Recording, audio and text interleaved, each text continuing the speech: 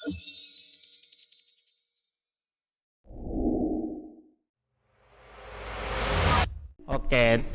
jadi kali ini kita ada acara namanya Visa Podcast. Jadi kali ini BPM membuat Visa Podcast namanya, dan di sini gue Dafsa, di situ juga ada Gua Robi. Nah, tapi kita nggak berdua dong nih Robi nih. Oh iya, benar sekali. Iya, kita ditemani sama wanita-wanita yang cantik. Ada Ibu Sari dan Kak Z. Nah, halo, boleh saya hello, Bu? Halo. Oke, halo semua. Iya, jadi kenapa sih kita ngundang Bu Sari dan Kak Z nih, Robi nih? Ya mungkin sesuai temanya juga ya. Iya. Dengan orang-orang yang tepat juga. Iya, benar sekali. Karena kalau Bu Sari boleh ya saya bacain sebentar tentang pendidikan Ibu Sari ya. Oke, jadi Bu Sari ini itu kuliah S1 Fakultas Hukum Universitas Indonesia. Waduh, tepuk tangan dulu dong buat Bu Sari dong. Hukum Universitas Indonesia loh. Keren banget loh ini. Terus habis itu Ibu Sari juga S2 di University of Technology Sydney, International Law juga Ibu. Ya. Waduh, hebat banget ini ya. Bu Sari emang hebat banget emang Bu Sari. Terus Robi silakan, KZ. Ya kita lihat ya KZ ya. Iya. Mahasiswa FISIP jurusan Hubungan Internasional tahun 2018 ya. Iya. Oke, jadi gini, podcast ini itu sebenarnya sudah melewati prokes ya, semuanya sini juga udah pakai masker semua. Tapi gini, kalau misal kita podcast kayaknya kalau misal pakai masker agak ngap ya Bu ya. Iya, agak ngap ya. Terus Z juga mungkin agak ngap. Boleh kita cepet kali ya, karena kita itu juga udah aman sih soalnya. Alhamdulillah. Oke, jadi gimana nih Robi nih? Podcast ini temanya sebenarnya apa sih sebenarnya? Kita lebih membahas ke arah kekerasan seksual yang berada di kampus ya. Karena kita juga masih mahasiswa semua di sini ya. Jadi gimana tuh Robi itu? Ya ya menurut gua sih ini hal yang begitu penting juga kan. Karena ini terkait dengan kegiatan kita setiap harinya. Ini kan apa juga ya? Suatu tindakan ya yang juga melanggar norma agama ya kan. Jadi itulah yang kita bahas pertemuan kali ini. Betul. Jadi gini, kenapa kita ngundang Ibu Sari dan Kak Z? Mungkin karena Ibu Sari berpengalaman juga di bidang hukum, karena Bu Sari orang yang mengerti tentang hukum, dan Kak Z juga adalah mahasiswa yang mungkin pernah punya cerita atau teman yang punya kasus kekerasan seksual. Jadi kalau menurut Ibu Sari dulu mungkin ya. Kalau menurut Ibu Sari, gimana sih Bu kekerasan seksual yang ada di kampus itu menurut Ibu? Maksudnya kenapa ini bisa mungkin kasus ini terjadi, atau mungkin kenapa bisa ada ini Bu kekerasan seksual di kampus gitu? Padahal kan ini sebenarnya lingkungan kampus ya Bu, lingkungan pendidikan. Tapi kenapa bisa mungkin ada beberapa kasus yang terjadi gitu Bu? Oke, awalnya dulu ya, kekerasan kenapa bisa terjadi kekerasan seksual ya. Kita harus paham dulu nih kekerasan seksualnya itu apa. Ya, kekerasan seksual itu sebenarnya ada satu keywordsnya, yaitu paksaan. Ya, jadi pada saat kita terpaksa ada melakukan sesuatu tindakan, ya kamu tahu sendiri ya, maksudnya dengan sentuhan atau yang apa namanya, atau kegiatan atau tindakan yang memaksa kita untuk melakukan sesuatu yang berkaitan dengan seks ya, dengan alat kelamin dan lain sebagainya, itu adalah kekerasan seksual. Nah, di bawahnya itu mungkin kalau kita lihat apa sih bedanya dengan pelecehan seksual, di bawahnya itu adalah pelecehan seksual. Nah, jadi memang kalau pelecehan seksual itu jauh lebih mild ya, tapi kalau kekerasan seksual itu akan agak sedikit lebih sedikit agresif lah istilahnya gitu. Kalau ditanya kenapa bisa terjadi, mungkin karena memang ada let's say kita emang hidup di suatu culture ya, yang memang ada hal-hal yang memungkinkan, seperti ibaratnya wanita dan lain sebagainya itu untuk jauh lebih inferior dibanding laki-laki misalnya, karena patriarki, istilahnya seperti itu. Itu yang kadang-kadang amat sangat saya sesalkan. Tapi apa boleh buat, memang itu sudah menjadi culture di negara kita, itu satu hal. Ya, jadi ada yang merasa lebih superior biasanya laki-laki dibanding wanita. Tapi tidak semua juga kekerasan seksual itu terjadi pada jenis kelamin wanita. Ya, jadi ada juga yang laki-laki juga mengalami hal yang sama, itu one thing. Dan kenapa terjadinya di dunia pendidikan justru peringkat ketiga ya yang ibu baca ya, peringkat ketiga dari tindakan kekerasan seksual itu justru hanya di kampus. Nah inilah yang benar-benar kita harus pahami dan kita harus ketahui dan kita harus aware ya, karena kita selama ini yang pertama adalah di public space ya, tempat umum, yang kedua adalah transportasi publik, transportasi umum, yang ketiga justru di dunia pendidikan, dunia kampus, itu banyak ya. Makanya definitely benar-benar yang harus kita cermati. Mungkin memang ada kayak hierarchy ya antara si yang lebih kuat, let's say dosen atau guru ya, dominan dengan mahasiswa atau dengan muridnya. Gitu. Nah itu sesuatu yang awalnya terjadi, latar belakangnya. Siap. Oke, terima kasih dari Bu Sari. Mungkin itu bisa menjelaskan sedikit ya, maksudnya bagaimana sih terjadinya gitu. Mungkin dari itu tadi dari Bu Sari. Coba mungkin dari sekarang dari Kazet kita main dengar gimana mungkin perspektif dari langsung mahasiswanya sendiri mungkin. Menurut saya yang tadi Ibu jelaskan itu sudah sangat jelas ya. Cuman kalau menurut saya tentang kekerasan seksual yang terjadi di lingkungan kampus ini mungkin karena kurangnya pengetahuan tentang apa itu kekerasan seksual, itu kenapa terjadinya ya, dan tidak sebelum ini pun belum ada yang namanya edukasi tentang kekerasan seksual. Mungkin orang-orang tuh takut untuk speak up sebagainya tuh, jadi ya karena itu tadi, karena belum tahu apa itu kekerasan seksual dan lain-lain, karena belum masih kurangnya edukasi ya, betul. Oke, gitu benar. Mungkin gue ingin melanjutkan juga nih ya, yang terkait tadi Bu Sari bilang kampus itu merupakan masuk dalam kategori urutan tertinggi. Tapi kenapa kita semua tahu kan, kampus itu adalah ruang aman bagi mahasiswa, dan kenapa masih terjadi? Nah, mungkin lebih kepada korbannya ya, pada para penyintas yang takut speak up tadi yang kata KZ. Itu kenapa ya Bu? Mereka tuh belum mau speak up gitu. Oke. Ibu coba jawab ya. Ada berapa sih? Zaman ibu ngajar ya, 4 tahun yang lalu tuh memang banyak, ada beberapa mahasiswa ibu sendiri yang coba sampaikan ke ibu bagaimana dia mendapatkan pelecehan seksual, kebanyakan di transportasi umum ya. Ada satu anak ya, mungkin dia lagi dengar juga ini saat ini.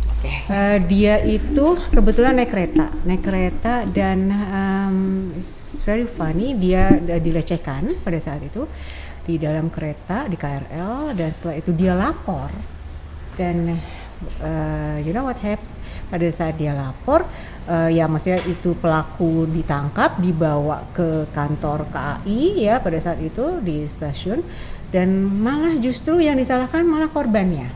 Nah itu kan padahal itu anak berjilbab ya. Itu anak berjilbab, dan ya you know lah, kalau misalnya anak berjilbab kan bajunya nggak aneh-aneh, dan yang disalahkan dengan si bapaknya, ibu, dia bilang, saya ngadu sama ibu, yang disampaikan ke bapaknya, Mbak sih kenapa Mbak seperti itu, atau gayanya ya biasa-biasa aja, mahasiswa dengan ransel ya, dengan jilbabnya. Tapi justru berbalik, justru backfire ke dia, justru dia yang disalahkan. Itu satu hal. Dan akhirnya yang kedua, terhadap pelaku pun setelah dicek KTP dan lain sebagainya, akhirnya dilepas. Itu pelecehan ya, maksudnya ibu pun pernah merasakan hal yang sama pada saat ibu kuliah di Depok. Ibu pulang balik dengan KRL, ibu about 2 times I think ya, selama ibu kuliah itu ibu mengalami hal yang sama, and it's quite annoying gitu ya, yang dilakukan oleh para laki-laki. Pasti Bu, pasti. Benar, Jadi tolong please ya, jangan pernah jadi pelaku. Nah itu, jadi itu korbannya kadang-kadang tidak mau speak up karena mungkin akhirnya dia merasa udahlah gue terima aja lah, itu one thing, toh nggak akan bisa ada banyak hal. Terus yang kedua, mereka juga nggak tahu harus gimana, harus pelapor, akhirnya malah backfire ke mereka. Ya, jadi karena tidak ada regulasi atau aturan yang tepat ya untuk menghadapi hal-hal yang seperti ini. Dan ini benar-benar suatu perhatian juga mungkin untuk pemerintah nantinya ya. Untuk bisa lebih jeli lagi gimana ya di tempat umum, di transportasi publik terutama. Bukan kita belum bicara di kampus ya. Itu satu hal. Jadi kebanyakan korban-korban itu tidak mau speak up karena merasa akhirnya dia harus menerima, toh nanti gue yang disalahin, nanti gue yang malu, is aib for me misalnya gitu kan. Terus atau yang kedua, regulasinya nanti toh gue harus ngapain, karena ada another korban ya, another student juga pernah dia di bis pada saat itu, dia sampai telepon ke ibu, saya udah di kantor polisi dan ini orang pegang saya dan lain sebagainya, saya sudah di kantor polisi, orang sudah ditangkap, tapi saya mau apain ya Bu? Nak, kamu tahu, kamu bisa, you can discuss with the police. Tapi akhirnya polisnya itu juga mau diapain ya? Udah selesai, udah ya minta maaf, dia dilepas gitu. Jadi agak aneh ya sebenarnya ya, suatu culture yang masih agak menyepelekan hal-hal seperti itu gitu. Dan itu yang sebaiknya kita edukasi lah, maksudnya apa sebenarnya hak kamu gitu di situ, korban dan pelakunya itu kejelasannya, follow up-nya mau diapain gitu. Itu dua hal ya. Kenapa korban tuh akhirnya mereka tidak memilih untuk diam gitu dibanding mereka harus speak up, karena dia pikir akhirnya udahlah, kita lupain aja, saling minta maaf bahkan gitu kan, saling minta maaf gitu loh. Itu jadi tidak ada kejelasan dalam regulasi dan tidak ada kejelasan dalam perlindungan si korban sendiri, itu gimana? Oke, benar sih. Jadi yang paling penting itu Robi sebenarnya edukasi, dan sebenarnya selanjutnya gimana gerakan selanjutnya setelah dia terkena pelecehan seksual itu sebenarnya. Oke, jadi gini Bu Sari, kita berkaca pada kasus tadi yang mungkin di umum ya Bu ya. Kita udah ada data beberapa, emang ada juga kasus-kasus yang memang di kampus mungkin, tapi bukan di kampus kita ya Bu, maksudnya di kampus lain kita cari-cari data, dan data banyak banget Bu yang Pasti banyak iya banget dan Z juga banyak banget yang ada gitu kasus-kasus ini. Mungkin Robi bisa bacain dulu satu contoh kasus dulu, dan nanti kita diskusikan habis ini. Oke, mungkin mengulik lagi yang perkataan Ibu Sari tadi ya, yang mana korban menjadi pelaku gitu. Nah, ini terjadi nih di UMN, Universitas Multimedia Nusantara. Oke. Pada April 2021 itu ada sekitar 15 korban pelecehan seksual dan kekerasan seksual, yang mana dalam bentuk apapun gitu. Ada yang ucapan lewat sosial media yang bernuansa seksual, ada yang melakukan tindakan langsung secara pemaksaan. Nah, kebanyakan kasus ini mereka juga takut untuk melapor, mereka takut untuk speak up, mereka lebih memilih diam, dan mereka nggak tahu mau ngapain karena ada beberapa kasus tersebut mereka mendapatkan ancaman. Mereka berpikir kalau saya melapor, saya akan dikeluarkan dari kampus, saya akan memperburuk nama kampus, seperti begitu Bu. Itu gimana menurut pendapat Ibu Sari? Oke, sekarang kita masuk ke dunia kampus nih ya. Ke dunia kampus memang seperti yang tadi Robi bilang juga ya. Jadi memang ada hal-hal yang kemudian akhirnya menjadi pertimbangan untuk si korban mengungkapkan hal tersebut. Tapi nih misalnya karena ada perbaikan dengan adanya regulasi yang jelas ya, dengan adanya regulasi yang jelas, dengan adanya edukasi yang baik ya, dengan adanya kayak gini jejaring yang bagus ya dari lingkungan kampus itu, bagaimana suatu hak mahasiswa terutama yang menjadi mahasiswa ya, yang belum tentu harus menjadi seorang korban ya. Mereka harus tahu apa yang akan terjadi pada saat terjadi sesuatu pada mereka. Adakah perlindungan, adakah pendampingan dari kampus, adakah regulasi yang pasti dari kampus ya untuk mereka mendapatkan haknya, mereka melaporkan apa yang terjadi pada mereka. Nah, itu yang penting. Kampus harus punya suatu kepastian hukum. Apakah menurut Ibu bimbingan konseling untuk kampus itu perlu ada, atau emang langsung aja kita langsung ke dekan atau pokoknya ke staf kampus lainnya gitu? Karena kalau misalnya saya lihat di kampus tuh bimbingan konseling itu saya jarang menemui adanya bimbingan konseling. Iya, betul. Nggak, kurang ada penanggung jawabnya ya kalau di kampus tuh akan hal seperti ini gitu. Ya mungkin gue sedikit nambahin ya. Balik lagi ke kasus UMN tadi, sebenarnya di UMN-nya sendiri itu ada layanan yang namanya student support. Itu yang mewadahi layanan konseling dan pendamping bagi korban-korban kekerasan seksual. Namun seperti yang Kak Z bilang tadi, para korban dan para penyintas ini lebih tepatnya itu mau bercerita kepada teman-teman mahasiswanya atau mahasiswinya, tapi bukan kepada pihak yang menangani tindakan tersebut. Itu Bu. Ya, Bu, silakan. Menurut Ibu gini ya, kalau untuk memang sudah ada badan satu unit khusus yang menangani tapi tetap tidak mau korbannya itu, mungkin satu hal yang harus kita coba terus-terusan continue untuk sampaikan ke semua mahasiswa nih terutama ya, wanita pada umumnya ya, bahwa ada hak-hak mereka yang mereka bisa sampaikan pada saat mereka tertekan, pada saat mereka udah merasa tidak nyaman. Itu tuh jangan langsung didiemin aja gitu loh, atau ya udah nggak apa-apa lah, terima aja lah. Nah itu ya permisif itu loh yang kadang-kadang akhirnya jadinya kayak gunung es gitu loh.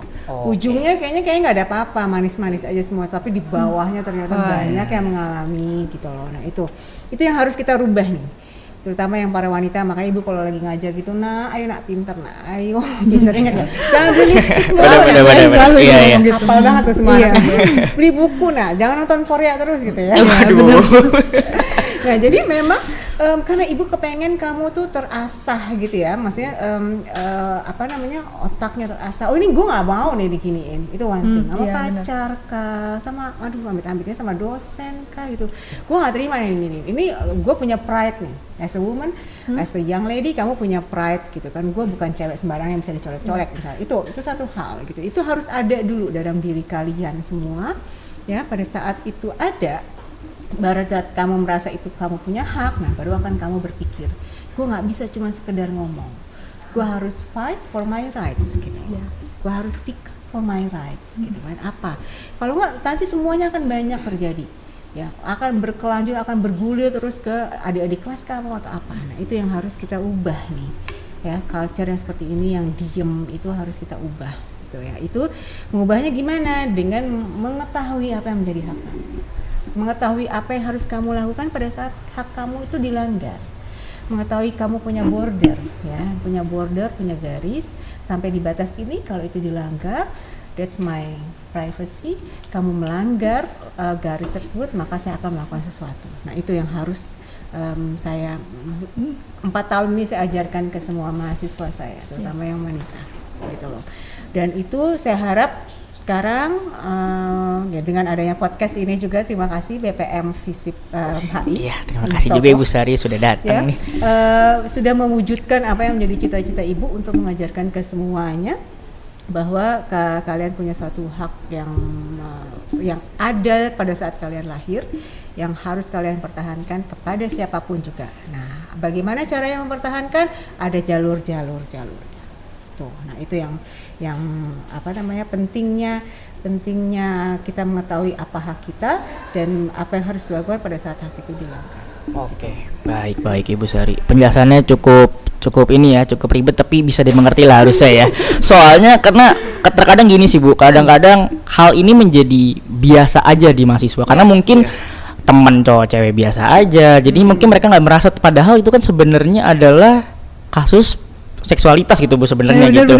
Itu kan karena kan ya apalagi di kampus kan Bu. Iya, apalagi di kampus kan maksudnya peraturannya tidak seketat di sekolah-sekolah. Jadi dia bisa ngelakuin bebas hal apapun aja gitu terhadap temennya. Nah, kadang-kadang itu gimana tuh Bu bisa kayak gitu? Apakah mungkin memang harus edukasi diri sendirinya, atau mungkin memang yang kita harus stop kayak jangan kayak gitu dong, kita harus kayaknya nggak bisa kayak terlalu kayak gini deh, jangan terlalu kayak gini, karena kita mungkin kayak ya bukan keluarga atau bukan saudara, tapi kan kita cuma sebatas teman gitu, atau mungkin gimana tuh Bu? Ada satu kata kunci lagi selain pemaksaan ya untuk tindakan kekerasan seksual, ada satu kata kunci lagi yaitu consent. Consent itu dalam bahasa Inggris, dalam bahasa Jawanya adalah persetujuan. Selalu ya Ibu ya mawak ini. Persetujuan. Jadi pada saat kita menyetujui, kita bercandaan kayak gitu ya, maksudnya Z sama siapalah gitu ya, teman cowok bercandaan, Z doesn't mind ya dengan bercandaan itu, so it's okay. Ya, tapi pada saat Z, lu resek lu ngomong kayak gitu, nggak suka, nah itu yang you have to be aware of gitu ya. Jadi, nah itu sendiri yang ada itu makanya awalnya itu adalah edukasi dulu.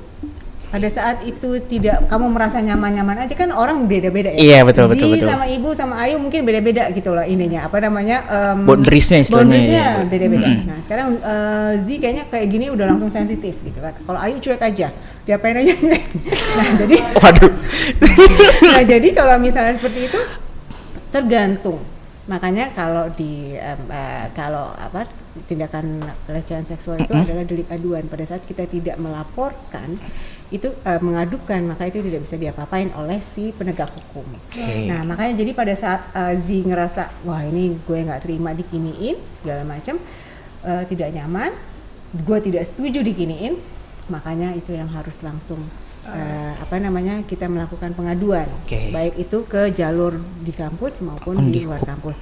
Nah pada saat bagaimana taunya itu adalah sesuatu yang bisa kita setuju atau enggak, itu adalah perlunya edukasi. Nah kalau diginiin sama orang, kalau dikasarin ngomongnya atau orang cemooh kamu dengan kata-kata yang vulgar, itu artinya ini loh nak, kalau diajarkan nih dari rumah ya sih, itu artinya melecehkan loh nak. Oh oke, berarti Z di pikirannya sudah ada hal itu. Tapi kalau misalnya yang lain mungkin beda lagi. Nah, jadi tergantung dari diri kita dan diri kita sendiri yang harus teredukasi untuk itu. Oke, edukasi dan latar belakang orang itu sendiri Bu ya sebenarnya Bu ya.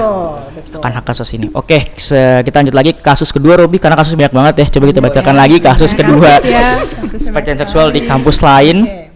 Beberapa kasus yang terjadi selama beberapa bulan belakangan ini terjadi di Unri.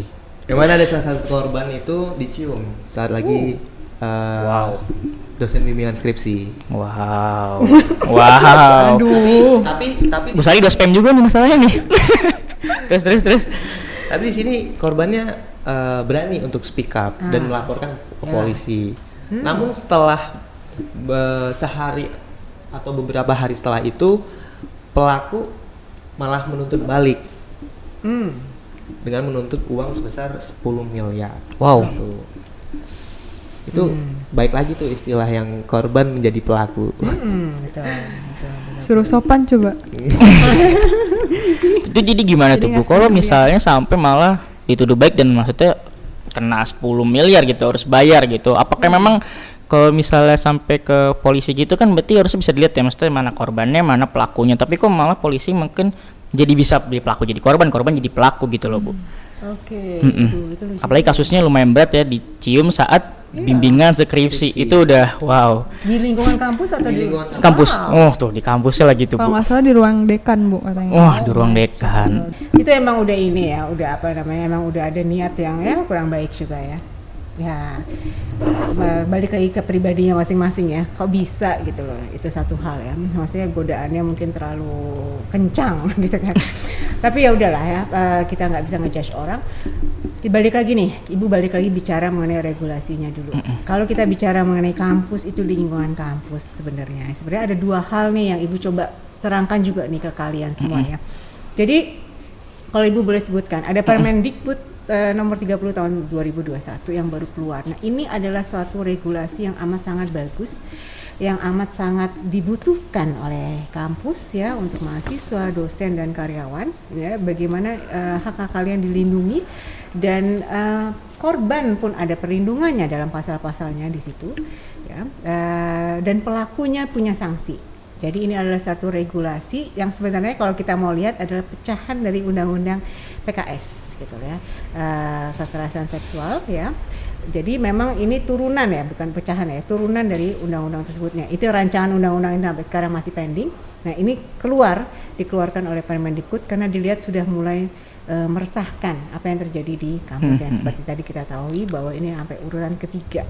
Nah jadi ada dua hal yang harus kalian tahu. Yang pertama adalah undang-undang Permendikbud ini ya, yang menjadi suatu legalitas ya, legalitas dalam artian perlindungan dari korban ya, dan sanksi untuk pelaku.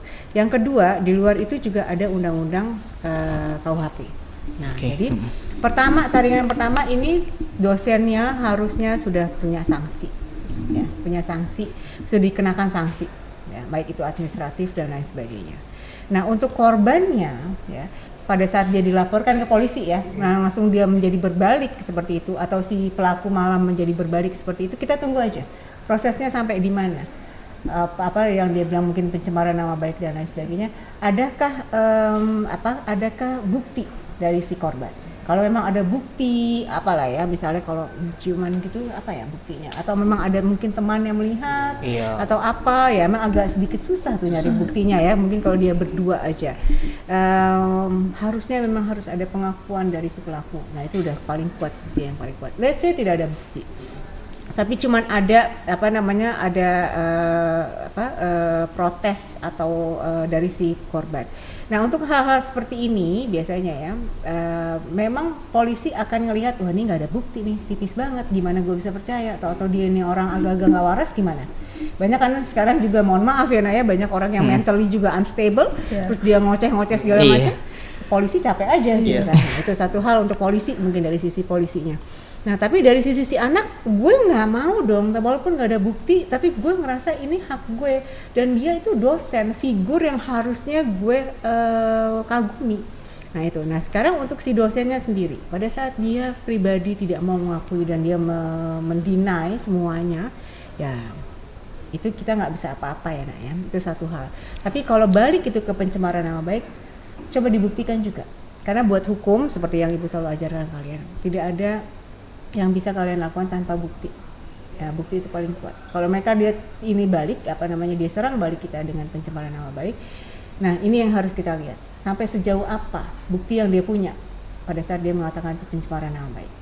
Gitu. Jadi si anak ini, si korban itu juga harus membuktikan. Gitu ya. Dan si pelaku itu juga membuktikan. Itu kan dua kasus yang berbeda nih. Nah, ya. Dia harus membuktikan pelecehan seksualnya. Si dosen itu juga harus membuktikan pencemaran nama baiknya seperti apa. Tapi sebenarnya deh kalau ibu lihat kasus dua ini ya, berkaitan. Kalau misalnya dia tidak bisa ngebuktikan, berarti si pelaku ini bebas, ya kan? Kalau si korbannya tidak bisa membuktikan. Tapi kalau makanya dia langsung melakukan pencemaran nama baik. Ini adalah salah satu sebenarnya strategi dari semua pelaku. Wah pada saat ini gue tuntut loh, buktinya apa? Nah sekarang Bapak juga bisa buktikan kalau memang pencemaran nama baiknya itu memang tidak berdasar misalnya. Nah itu kan jadi dua hal yang saling berkaitan, jadi bisa dua-duanya itu gugur juga akhirnya. Karena yang satu nggak ada bukti misalnya, nggak ada bukti otentik. Kalau ciuman kan nggak ada bisa divisum, nggak bisa divisum ya, jadi nggak kelihatan nih Bu. Nah jadi memang satu lagi nih hal ya, kalau itu satu kasus yang memang akan agak tipis, tapi akhirnya ekornya bisa panjang kemana-mana kayak tadi kan. Nah sekarang yang buat ibu penting juga adalah cara pencegahannya dulu. Ya, untuk anak-anak yang mau pembimbingan skripsi wanita dengan dospemnya laki-laki gitu kan, atau yang sebaliknya juga bisa gitu kan. Tolong kamu juga harus bisa jaga diri gitu loh. Ya, pada saat memang harus bimbingan ditemenin lah sama siapa, atau janganlah di ruangan yang tertutup misalnya, mintalah di ruangan yang terbuka atau di tempat yang mungkin banyak orangnya ya, gitu misalnya ya. kafe atau apa gitu, kalau emang kalian harus berdua saja. Itu salah satu yang harus kalian waspadai juga gitu. Dan janganlah melakukan sesuatu yang mengundang misalnya dengan pakaian, dengan tingkah laku. Jadi kalau emang harus berjarak lah gitu loh. Ada meja lah gitu loh. Nah itu yang, atau misalnya ada yang misalnya bisa direkam, bisa kan, biasanya tuh anak ibu juga suka gitu kan ya, recording ya Bu, saya record, oke kamu record lah. Jadi kejadian itu kan bisa terekam walaupun tidak dalam video, tapi bisa terekam dalam suara. Misalnya kan misalnya Pak jangan, atau doa apalah gitu ya. Iya. Benar. Nah kayak gitu-gitu. Jadi tolong ada tindakan antisipatif juga dari para wanita, dari para terutama wanita ya, karena sebagian besar ini pelecehan seksual dan kekerasan seksual adalah korbannya wanita. Itu ya yang menurut ibu bisa kalian antisipasi. Itu aja Robby. Ada lagi yang lain? Ya tadi yang terkait dengan Permendikbud yang nomor 30 tahun 2021 yang seperti ibu jelaskan, pembuktian suatu kasus itu harus valid ya Bu? Buktinya? Yes. Ya. Tapi kalau tidak ada buktinya kan peraturan tersebut kan nggak bisa dipakai juga. Tapi peraturan ini kemarin Ibu lihat ya, lapis per lapisnya tuh bagus. Jadi dia sampai yang kata-kata, sampai yang detail lah, lumayan detail gitu, lumayan detail. Dan itu jadi kalau misalnya kamu punya hak seperti itu, kamu bisa laporkan, misalnya kayak ini, kayak screenshot WA mungkin, atau memang ada kesaksian dari teman kamu mungkin. Kalau Ibu suka bilang kan satu saksi bukanlah saksi, misalnya kamu ngumpul rame-rame, Itu mungkin membantu itu juga ya. itu membantu juga. Jadi kayak pertemanan kayak gitu juga. Terus kalau misalnya memang itu satu kali lagi. Jadi sekali lagi, sebelum kita masuk bicara mengenai Permendikbud ini, sebelum kita bicara mengenai kasus, kita juga harus tahu bagaimana kita mengantisipasi keadaan, kondisi, harus awas, harus aware bahwa memang ada satu kejadian-kejadian yang bisa terjadi. Nah itu kayak tadi, kita harus antisipasi misalnya janganlah berduaan atau janganlah di ruangan yang tertutup gitu loh. Kalau masih bisa Bapak, boleh nggak Pak nanti saya ajak temen atau apa, atau Pak boleh nggak saya di ruangan yang terbuka, atau boleh nggak Pak saya di luar aja, kayak gitu. Kalau itu ada ya, sebenarnya itu kan tindakan yang mengundang atau tidak mengundang ya. Kalau itu ada, berarti si Bapak ini juga akan berani. Atau kalau kamu sebagai wanita juga harus punya suatu kekuatan ya dalam diri gitu ya, gimana kamu juga bisa bilang, Pak ini kayaknya kita mau arahnya ke sana, jadi kita harus bisa stop gitu. Bagaimana caranya? Kita harus memberikan sinyal kepada orang-orang tersebut bahwa gue adalah seorang wanita yang punya pride, gue adalah seorang wanita yang kuat. Once lo melanggar hak gue akan melakukan sesuatu. Nah itu mereka harus ada itu dalam setiap pribadi masing-masing. Baru kemudian ya kita bicara mengenai pelanggaran dan tidak ada bukti, karena memang kita harus sadari bahwa bukti itu penting. Ya, kalau perkosaan dan lain sebagainya itu udah langsung kelihatan. Ya. Dan hak yang kamu punya mungkin kamu bisa belajar atau kamu bisa tahu dari kayak podcast seperti ini, kamu bisa tahu hak kamu apa aja. Nah, tapi tanpa kamu juga punya perlindungan diri atau awas diri, itu susah ya, itu susah. Jadi tetap akan terjadi kegiatan seperti ini, itu akan terjadi terus. Makanya sekali lagi yang para wanita atau yang laki-laki juga ya, untuk tahu batasannya itu sejauh apa gitu loh. Untuk kamu bicara berdekatan dengan dosen itu kan kayaknya mengundang ya, jadinya wah nih anak mau atau apa, itu pikiran itu tuh yang harus kamu sampaikan ke lawan bicara kamu. Karena memang bukti itu penting ya. Jadi akhirnya jadi buah si malakama gitu loh. Kalau misalnya kita nggak ada proteksi diri, tapi menghadapi hal-hal yang seperti ini di luar sana tuh kan hutan rimba gitu loh. Ya kita pakai baju gini, kita mikirnya biasa aja tau menurut orang lain ya. Betul. Antisipatif banget. Oke, sekarang kita ke Z nih.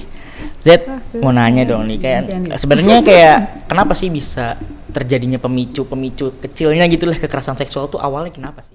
Kalau gue pribadi sih lebih ke pelakunya. Kayak bukan masalah ceweknya mau pakai baju apa, mau berperilaku seperti apa, cuman dari cowoknya ini kan gini nih, analoginya tuh tubuh kan tubuh kita. Semua yang ada di tubuh kita kan kita yang ngontrol. Mau itu nafsu, mau itu apapun kita yang ngontrol. Tapi kalau misalnya si pelaku ini malah mengikuti nafsunya dia, pasti bakalan terjadi. Kalau seandainya dia bakalan kalau dianya kayak jangan gitu, pasti itu nggak bakalan terjadi.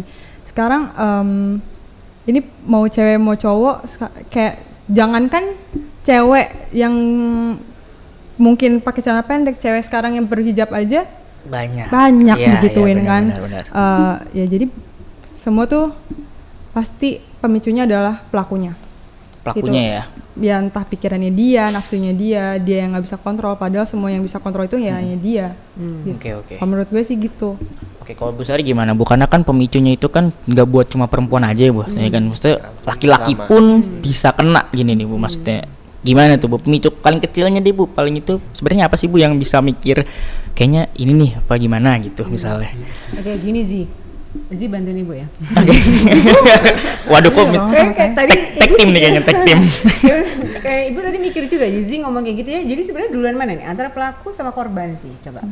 Duluan mana? Telur apa ayam? Nah, dibalikin Z gimana Ayam tuh? dulu. Ayam dulu. Oke. Iya, ayam dulu. Oke. Bukan telur ya. Karena telur kalau nggak ada ayam nggak bakalan ada. Oke. Oke, good. Zi. Jadi kalau menurut ibu gini, dua-duanya sih Zi. Oke, Bu. Ini telur sama ayam. Netral. Netral. Jadi antara pelaku sama korban, jangan sampai kita jadi pelaku, jangan sampai kita jadi korban. Oke, jadi apa namanya? Kalau ibu melihat gitu ya. Jadi dua-duanya tuh ya kita lah ya, jangan kita menamakan diri kita pelaku atau diri kita korban ya, amit-amit ya. Tapi semuanya ini harus punya proteksi, itu satu hal, harus tahu hak. Jadi benar-benar paralel gitu loh. Jadi kita juga harus bisa jaga diri kita, ya. Kita harus juga tahu bahwa ada pada saat kita masuk ke dunia orang lain, ke dunia publik itu kita tuh harus sudah tahu, oh ini pagar gue, gitu loh. Secara diri, secara pakaian, secara kata-kata dan lain sebagainya, itu pagar gue. Dan ibu rasa makin kesini orang-orang tuh semakin tahu karena adanya pencemaran nama baik dan lain sebagainya, mereka akan semakin tahu hak pribadinya mereka apa.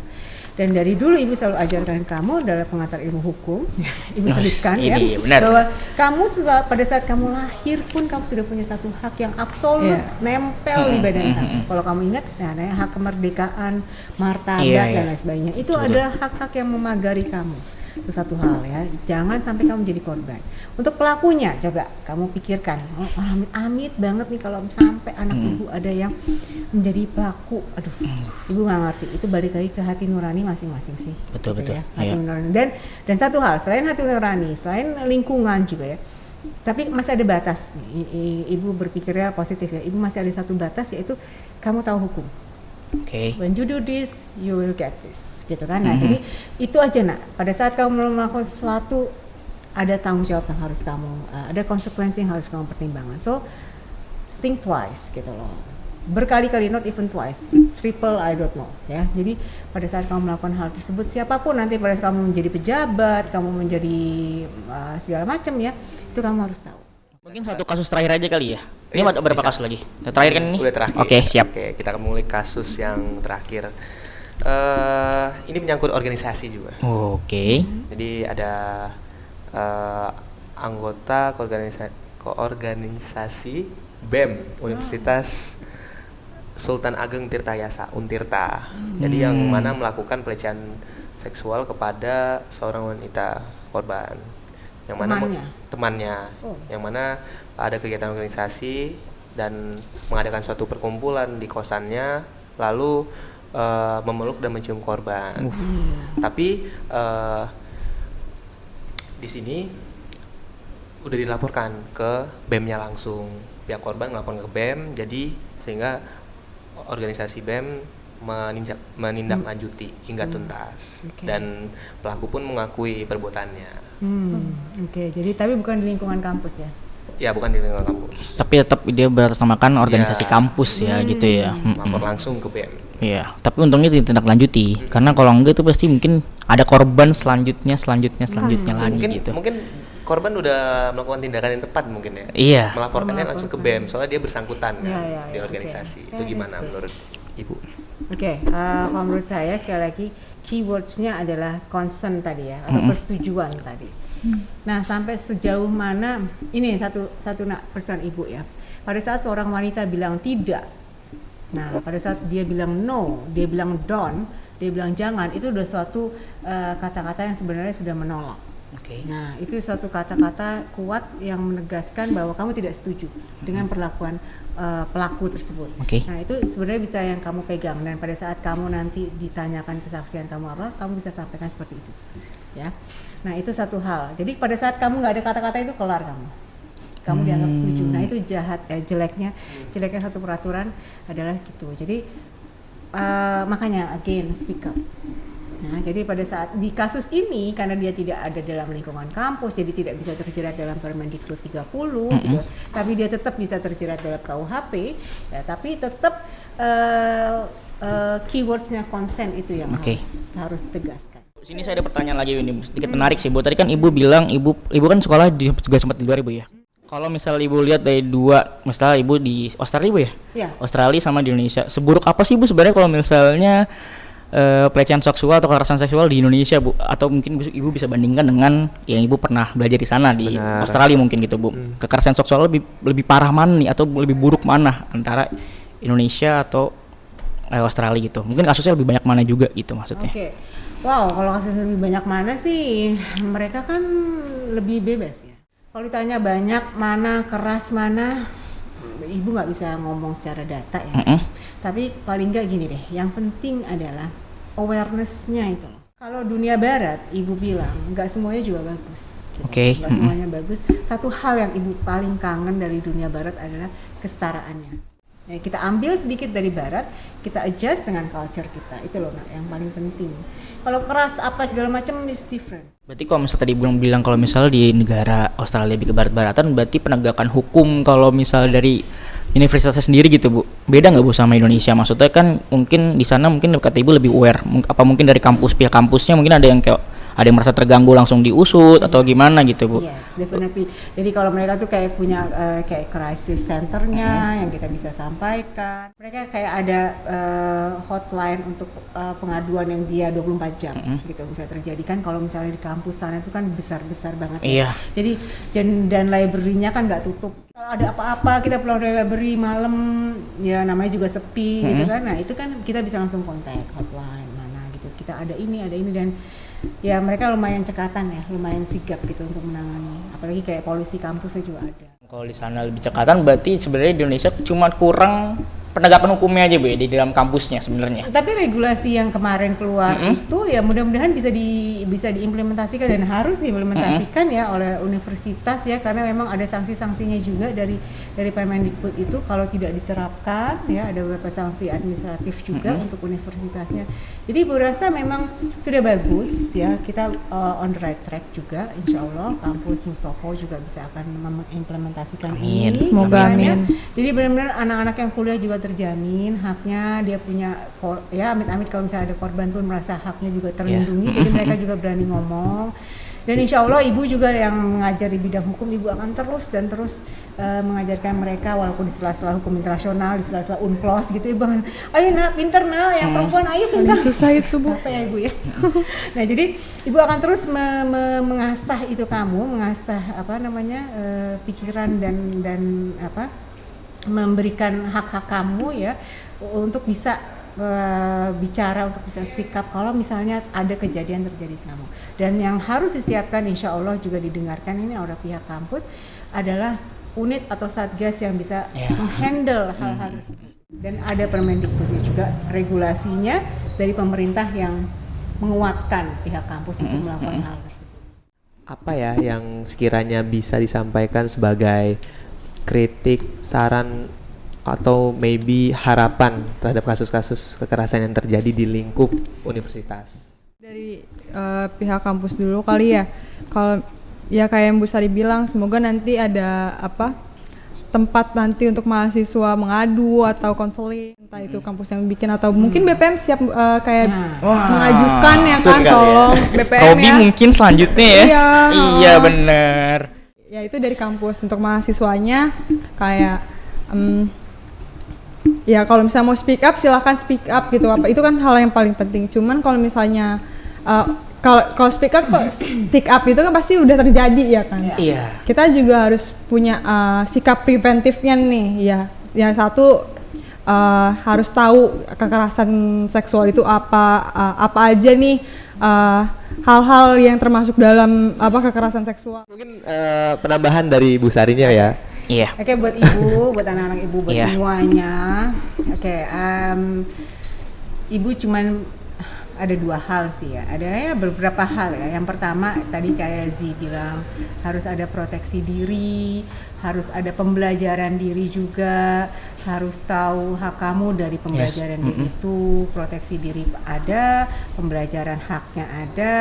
Dan itu dari kalian ya, dari pihak kampus. Ibu minta tolong sekali kalau memang memungkinkan difasilitasi. Ini pelecehan seksual, kekerasan seksual lebih kena ke moral, lebih memberikan trauma, ya, dari psikologisnya juga ada, ketidaknyamanannya juga ada gitu. Jadi itu lebih dari cuman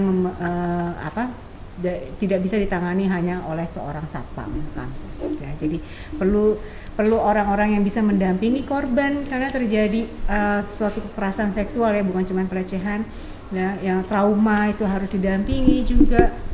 Dan tolonglah kita juga punya satgas mungkin yang tiap kali bisa dikontak, yang tiap kali bisa melihat di sekitar kampus kalau memang ada hal-hal yang kelihatannya kurang baik atau apa gitu. Dan mungkin ada aturan-aturan yang harus dibenahi mungkin untuk menghindari hal-hal itu dari pihak kampusnya.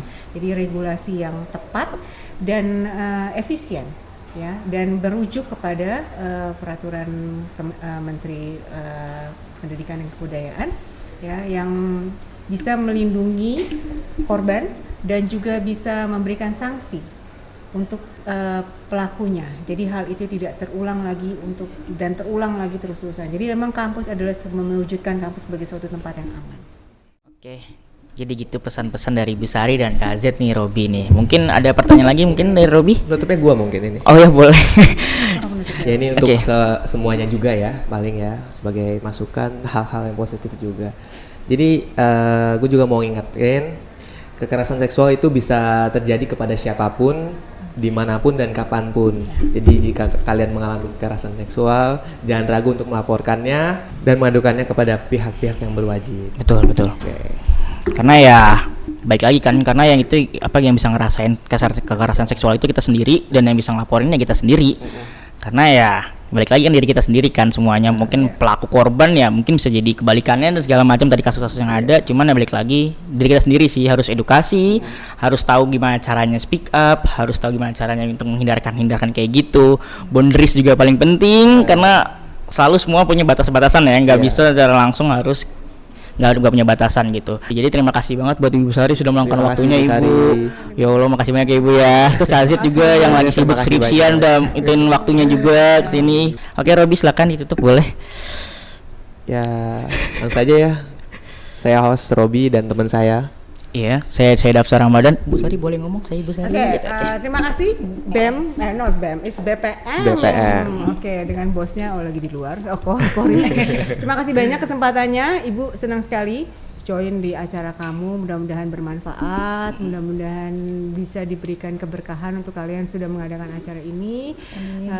Z, Ya Bu. thank you loh, udah temenin Ibu. Ya Bu. Thank you for having me, guys. Oke.